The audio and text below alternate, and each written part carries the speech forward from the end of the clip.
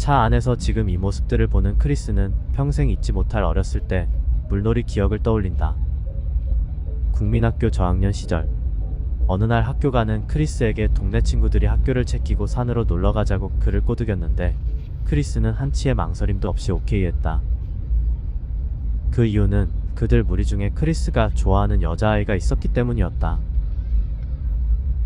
버스를 타고 학교 반대 방향인 산으로 향했지만 소심한 크리스는 학교를 안 간다는 불안감을 이미 하얗게 지워버렸다.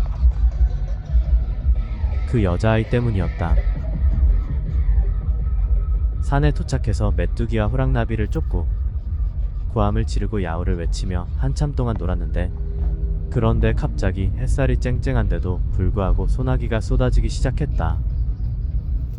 비를 피할 곳이 전혀 없었던 장소라 잠시 어쩔 줄 몰라 하다가 결국 자포자기 그리고 고함을 지르고 미쳐 날뛰기 시작한 아이들. 그 와중에 한 놈이 실개천으로 달려가 고무신을 벗고 거기다 물을 담아 뿌려대기 시작했는데 그것이 곧 물싸움의 발단이 되었다. 소나기와 함께 물싸움도 정말 치열했지만 크리스에겐 너무나 즐거운 시간이었다. 그 여자아이와 함께 했기 때문이었다. 지친 크리스는 같은 편인 아이와 함께 실개천으로 갔다. 바지를 까고 소변을 보며 제잘거리는 와중에 뒤에서 인기척을 들은 크리스. 마음속으로 하나 둘 셋을 세었다. 그리고 곧장 뒤로 돌아 물 대신 오줌을 갈겼다. 지금 생각하면 병강쇠의 세찬 폭포수 같은 강력한 오줌 발사를 기대했던 것일까. 단전호흡에서나 나올 법했던 응축된 기합 소리까지 더하였다. 그런데 크리스는 얼음이 되었고 앞에 서 있던 그 아이도 얼음이 되어버렸다. 크리스는 시선이 아래로 향하고 있는 그 여자아이를 보고 있었던 것이었다. 나비와 꽃들이 난무하던 온통 핑크빛이었던 그 아름다운 세상이 정말 나쁜 마법으로 인해 한순간 모든 생명이 사라지고 잿빛 세상으로 바뀌는 순간이었다. 크리스의 첫사랑은 그렇게 무참히 시작도 하기 전에 초전 개박살이 나버린 것이었다. 누구나에게나 첫사랑은 아름다운 추억으로 남아있다지만 크리스의 첫사랑은 치욕스러움 그 자체였다. 그 이후 한마디 말도 하지 않고 고개를 숙이고 땅만 보면서 산을 내려왔는데 그게 화근이 될 줄이야. 땅만 보다 멈춰 서버린 크리스. 짙은 빨간색의 솜털이 가득한 꽃.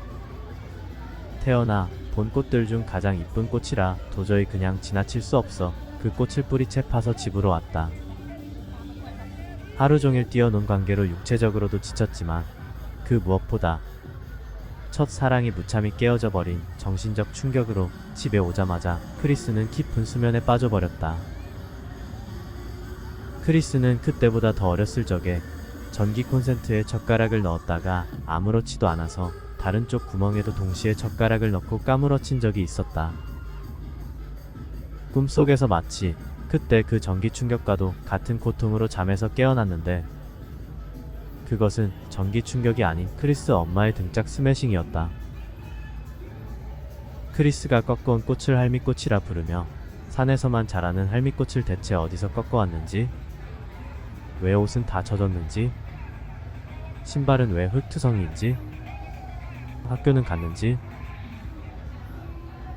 일본 순사의 집요함과 잔인함을 탑재한 채 자백을 강요하는 크리스의 엄마는 등짝 스매싱을 피해 도주하는 크리스를 이틀막 블로킹으로 막아세우고 제2차 3차 등짝 스매싱 강스파이크를 이어갔다.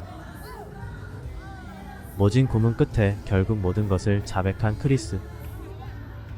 다음날 크리스의 엄마에게 전후 사정을 모두 들은 크리스의 담임 선생님은 크리스를 앞장 세워 학교 곳곳에 숨어있던 완전 범죄자 7명 전원을 체포하는 데 성공하였다. 크리스는 그날의 물놀이를 계기로 그는 절대로 독립운동 같은 혹은 민주화 운동 같은 것은 애국하는 마음으로 하지 않기로 마음먹었다. 조직의 안전을 위해서. 그리고 살면서 어쩌다 첫사랑에 대해 얘기가 나올 때면 그냥 웃고 말지요.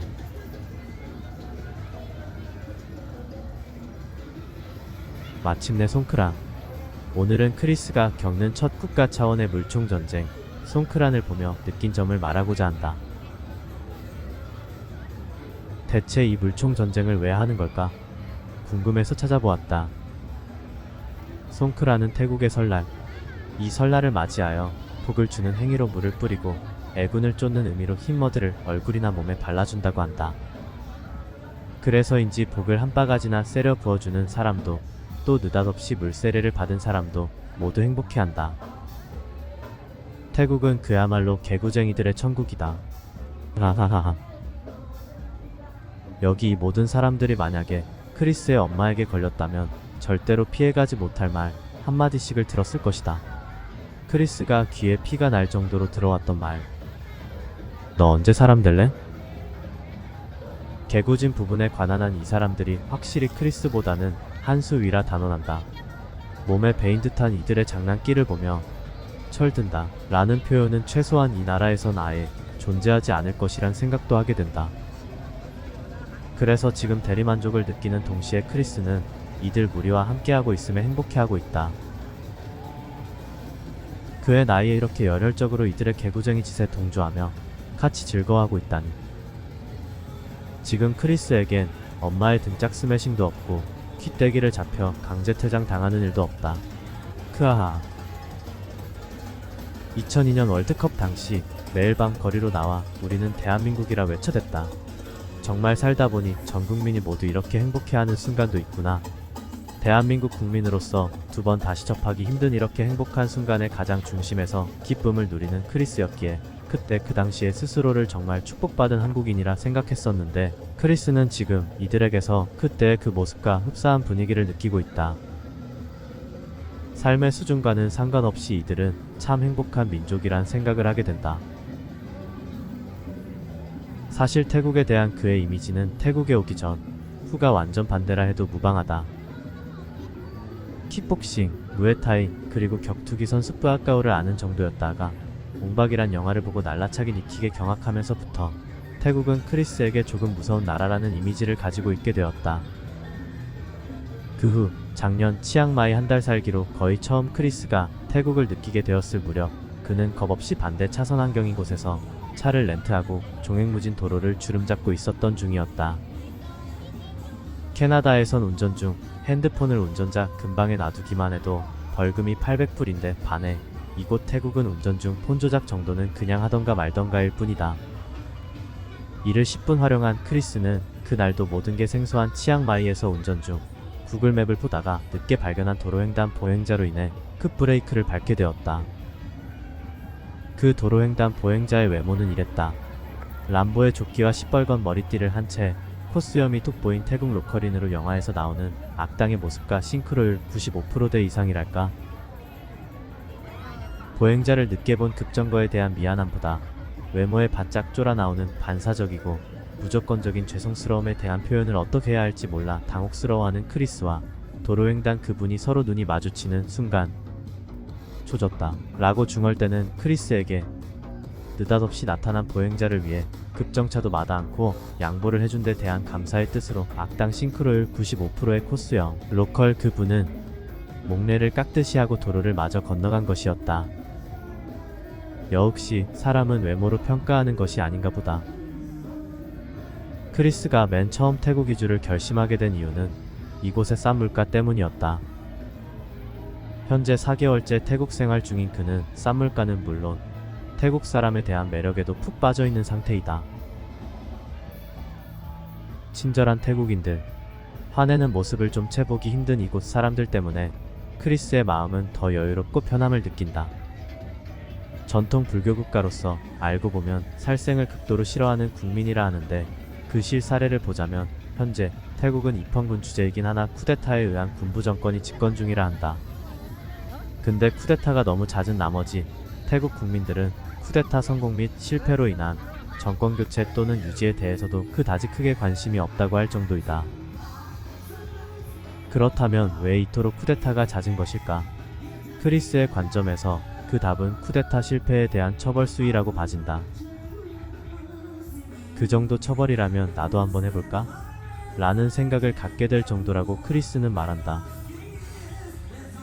쿠데타 실패 시 쿠데타 주모자들은 교도소 수감 몇 개월, 그리고 공범들은 팔굽혀펴기 수차례로 끝난다는 것이다. 참 귀여운 사람들이다. 어느 구독자분이 댓글로 크리스에게 질문한 적이 있는데 그 질문은 여자 혼자 태국 여행을 가면 과연 안전한가였다. 크리스는 망설임 없이 내라고 답한 적이 있다. 그만큼 크리스는 태국 사람을 신뢰하고 있다. 열대지방의 풍요로움 때문일까? 경쟁이 심하지도 않고 돈벌이에 대한 열정도 우리와는 상당한 차이가 있어 보인다. 확실히 돈벌이보다는 인생을 즐기는데 더욱 더 진심인 태국인들을 볼 수 있다. 그래서인지 삶의 질 대신 생활에 대한 행복 지수를 따지자면 아마도 우리보다는 많이 높을 것이다. 이들에게 자살이란 말은 그저 남의 얘기가 아닐까 싶다. 철들지 않는 사람들에게 있어 자살은 불가능이 아닐까? 크리스는 지금 자살이 불가능한 환경에서 살고 있다. 거주 4개월 차, 아직은 이방인의 모습으로 송크란을 관망 중이지만 내년엔 아마도 그나마 조금 있던 철조차 던져버리려 할 것이다. 그렇게 철들지 않은 순수한 모습으로 돌아가 이들과 함께 송크란을 누릴 수 있기를 크리스는 기대한다. 지금까지 시청해주셔서 대단히 감사합니다.